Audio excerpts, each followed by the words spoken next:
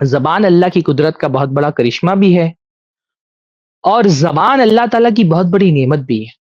جسم کے تمام اعضاء میں اگر آپ دیکھیں تو زبان اللہ تعالیٰ کی اتنی بڑی نعمت ہے جو شاید جسم کا کوئی عضو اس نعمت کا مقابلہ نہیں کر سکتا ہو۔ بہت بڑی نعمت ہے زبان۔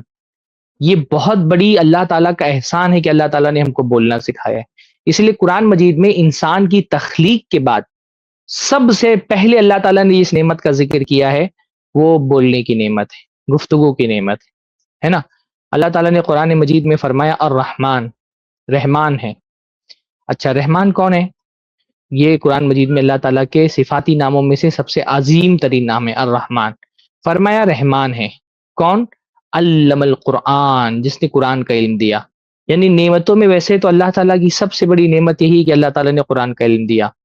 خلق الانسان، قرآن کی علم کے بعد سب سے بڑی نعمت ہے کہ اللہ تعالیٰ نے انسان کو پیدا کیا۔ یعنی ویسے تو انسان پیدا پہلے ہوتا ہے اور قرآن بعد میں سیکھتا ہے، لیکن قرآن کی نعمت کیونکہ سب سے عظیم نعمت ہے، اس لیے تمام نعمتوں میں اللہ تعالیٰ نے سب سے پہلے اسی نعمت کا ذکر کیا ہے نا۔ اس سے پتہ چلتا ہے کہ علم قرآن انسان کی تخلیق سے بھی بڑی نعمت ہے۔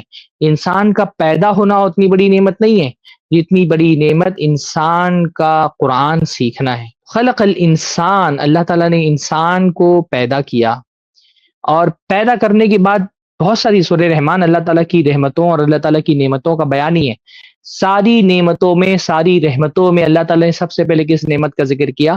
خلق الانسان علمہ البیان، اللہ تعالیٰ نے انسان کو پیدا کیا، علمہ البیان، اور اس کو بیان سکھایا، اس کو بولنا سکھایا۔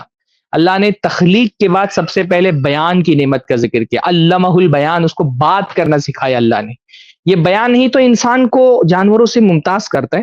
اس لیے دیکھیے نا، جو فلسفی حضرات ہوتے ہیں وہ انسان کو حیوان ناطق کہتے ہیں کہ انسان بھی دوسرے حیوانوں کی طرح حیوان ہے، جانور ہے، پر وہ چیز جو انسان کو دوسرے جانوروں سے ممتاز کرتی ہے وہ کیا ہے؟ ناطق ہونا انسان کا، کہ انسان بولتا ہے، دنیا کے دوسری جانور بولتے نہیں۔ کمیونیکیشن کی جو اسکل اور جو مہارت اللہ تعالیٰ نے انسانوں میں رکھی ہے وہ دنیا کے دوسرے جانوروں میں اللہ تعالیٰ نے نہیں رکھی ہے۔ علمہ البیان، اللہ تعالیٰ نے انسان کو بولنا سکھایا ہے۔